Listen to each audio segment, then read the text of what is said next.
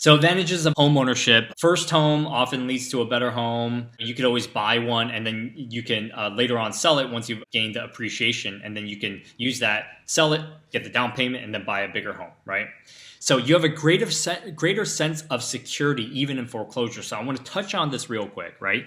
So a lot of people are like, oh, I don't want to own a home because we don't know what the economy is going to do. I feel insecure about my job or whatever it is.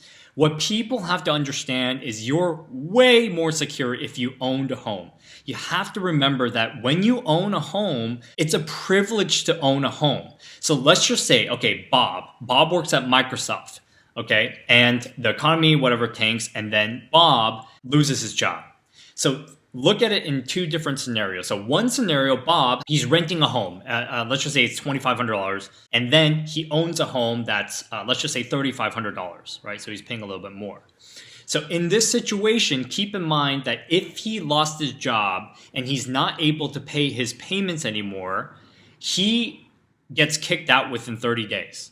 I mean, that's maybe 60 days, but that really, it's a 30 days pay or vacate type of situation.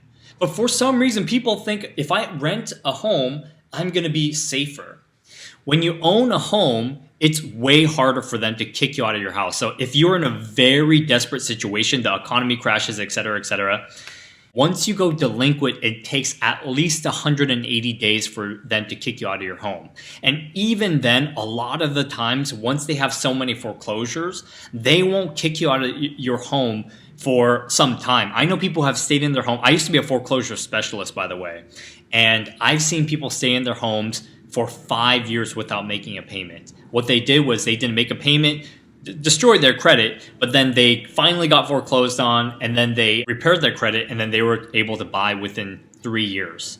So if you want to talk about security, your landlord can increase your rent at any time. They could sell their property at any time and have a new owner take over the lease, but then eventually, they may end up taking you out.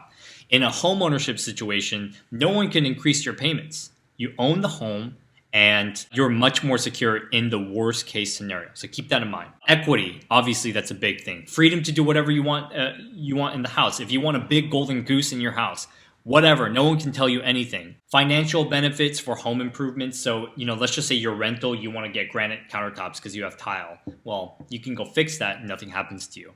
In a homeowner situation, anything that you do to your house, granted, there are good upgrades, will benefit you at the end of the day. So you will get the return on investment that you spend on your home.